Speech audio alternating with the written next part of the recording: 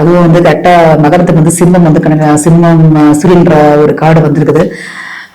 ஓகேங்களா, முதல் முயற்சி வந்திருக்கு. இது வரைக்கும் காதலிக்க நாங்க லவ்லே உண்மை இல்லை, எங்க வேலையை மட்டும் தான் நாங்க பார்த்துட்டு இருக்கோம் அப்படின்னீங்கன்னா கூட உங்களுக்கு ஒரு காதல் அமையறதுக்கான வாய்ப்புகள் நிறைய உண்டு. திருமணம் கூட வந்து பாத்தீங்கன்னா நல்ல ஒரு திருமணத்துக்காக வெயிட் பண்ணக்கூடிய மகர ராசிக்காரர்கள் இருந்தீங்கன்னா நல்லா வந்து ஒரு பிரம்மாண்டமா திருமணம் நடத்துற மாதிரியான அமைப்புகள் உண்டு. ஏன்னா அதிர்ஷ்ட சக்கரம் வந்திருக்குது, உங்களுக்கு சூரியன்ற ஒரு பிரகாசமான காடம் வந்திருக்குது அப்படின்றதுனால திருமணம் கூட வந்து பாத்தீங்கன்னா நல்ல ஒரு பிரம்மாண்டமா நடத்துவாங்க அப்படின்ற மாதிரி இருக்குது. கொஞ்சம் வந்து இந்த அந்த ஒரு ஹீட் இருக்கும் அந்த ஃபேமிலிக்குள்ள வந்து பாத்தீங்கன்னா மகரத்துக்கு வந்து கடகத்துக்கும் கொஞ்சம் கொஞ்சம் உரசல்கள் வந்து அதிகமா தான் இருக்கதான் செய்யும். அந்த ஒரு வெப்பன்ற ஒரு விஷயம் வந்து இருக்கும். கொஞ்சம் அட்ஜஸ்ட் பண்ணிட்டு போனாங்கன்னா நல்லது.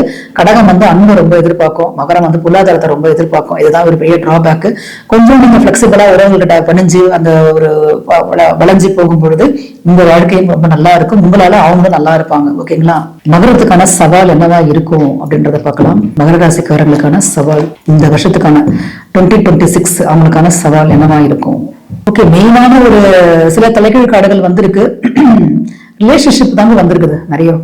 பட் ஒரு மெயினான ஒரு கார்டும் வந்திருக்கு. அதனால வந்து பொருளாதார ரீதியெல்லாம் பெருசா உங்களுக்கு பிரச்சனை கிடையாது. ஏன்னா வந்து ரிலேஷன்ஷிப்ல தான் கொஞ்சம் இஷ்யூஸ் வரும் உங்களுக்கு. அது மட்டும் கொஞ்சம் கேர்ஃபுல்லா பாத்துக்கோங்க.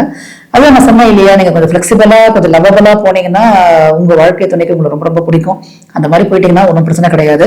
அதுல மட்டும் கொஞ்சம் ரொமான்டிக்கா நீங்க மாறுறது ரொம்ப நல்லதா இருக்கும் உங்களுடைய பர்சனல் லைஃபுக்கு. மற்றபடி பொருளாதாரமா நல்லா இருக்கு, ஒன்றும் பெருசா சவால் கிடையாது உங்களுக்கு. ஓகேவா.